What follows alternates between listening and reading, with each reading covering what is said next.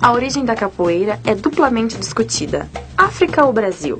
Dá-se o nome de capoeira a um jogo de destreza que tem suas origens remotas em Angola. Era antes uma forma de luta muito valiosa na defesa da liberdade de fato ou de direito do negro liberto. Mas tanto a repressão policial quanto as novas condições sociais fizeram com que há cerca de 50 anos se tornasse finalmente um jogo.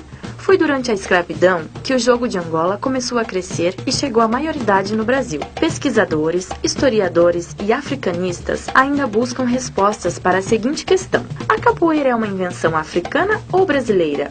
As opiniões tendem para o lado brasileiro. No livro A Arte da Gramática de Língua Mais Usada na Costa do Brasil, do padre José de Anchieta, editado em 1595, há uma citação de que os índios tupi-guarani divertiam-se jogando capoeira. Guilherme de Almeida, no livro Música no Brasil, sustenta serem indígenas as raízes da capoeira.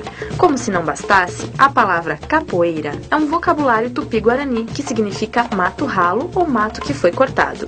O professor austríaco Gerard Kubb, antropólogo e membro da Associação Mundial de Folclore e profundo conhecedor de assuntos africanos, diz estranhar que o brasileiro chame a capoeira de Angola, quando ali não existe nada semelhante. Brasil Gerson, historiador das ruas do Rio de Janeiro, acha que o jogo nasceu no mercado, quando os escravos chegavam com um cesto, capoeira, de aves na cabeça, e até serem atendidos, ficavam brincando de lutar, surgindo daí a verdadeira capoeira. Por fim, Câmara Cascudo afirma ter sido trazido pelos Bento-Congo angolenses que praticavam danças litúrgicas ao som de instrumentos de percussão, transformando-se em lutas aqui no Brasil, devido à necessidade de defesa destes negros.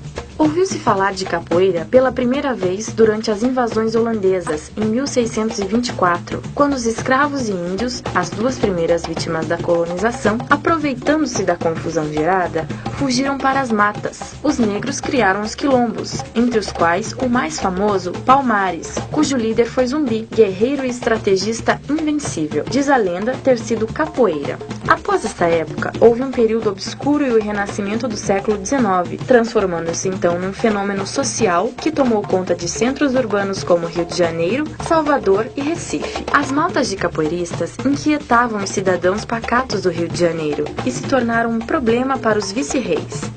A literatura de Machado de Assis e a arte de Debré registravam a presença da capoeira nos costumes da época. Os capoeiristas viviam em maltas, verdadeiros bandos que recebiam apelidos como guaiamuns ou nagôs. As maltas tiveram participação ativa em fatos históricos como a Revolta dos Mercenários, soldados estrangeiros contratados para a Guerra do Paraguai se rebelaram e foram rechaçados pelos capoeiristas. Nas escaramuchas, entre os monarquistas e republicanos e até na proclamação da República. As maltas da Bahia foram desorganizadas por ocasião da Guerra do Paraguai. O governo da província recrutou a força dos capoeiristas, que fez seguir para o sul como voluntários da pátria. Manuel Querino conta que muitos deles se distinguiram por atos de bravura no campo de batalha. Quando brigavam entre si, o grito de guerra assustava os estranhos ao ramo.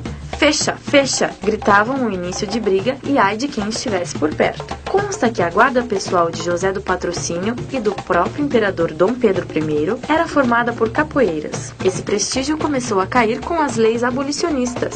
Sem aptidão de qualquer espécie, uma massa humana disputava mercados de trabalho inexistentes. O jogo corporificou-se com a instituição perniciosa e sua extinção passou a ser palavra de ordem. As maltas converteram-se em grupos poderosos de proteção a negócios escusos e a audácia culminou com o Decreto de Lei 487, decretado pelo Marechal Deodoro da Fonseca em 1890. A partir do dia 11 de outubro, todo capoeirista pego em flagrante seria desterrado para a ilha de Fernando de Noronha por um período de 6 meses. Ainda assim, a capoeira mostrou sua força. Ao ser detido um de seus mais temíveis praticantes, o nobre português José Elísio dos Reis, Juca Reis, preso por Sampaio Ferraz, o governo republicano sofreu sua primeira crise ministerial. Juca Reis era nada menos do que irmão do conde de Matozinhos, dono do jornal O País, o mais ferrenho defensor da causa republicana. Nas páginas do jornal, Quintino Bocaiúva defendeu com unhas e dentes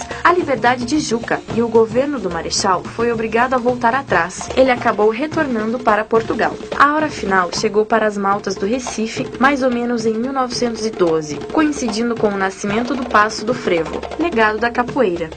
Mestre Bimba é considerado o pai da capoeira moderna, não só por ter atuado decisivamente na liberação, mas também por ter sido o primeiro a dar-lhe uma didática e ensinar em recinto fechado. Criou o estilo regional. O estilo Angola teve em Vicente Ferreira Pastinha seu mais digno representante. Hoje, a capoeira não é mais privilégio da Bahia ou do Rio de Janeiro, tendo se espalhado por todo o Brasil com grande aceitação. Tornou-se um esporte de competição, segundo a resolução do Conselho Nacional de Desportos em 1972, e é também praticada em mais de 140 países.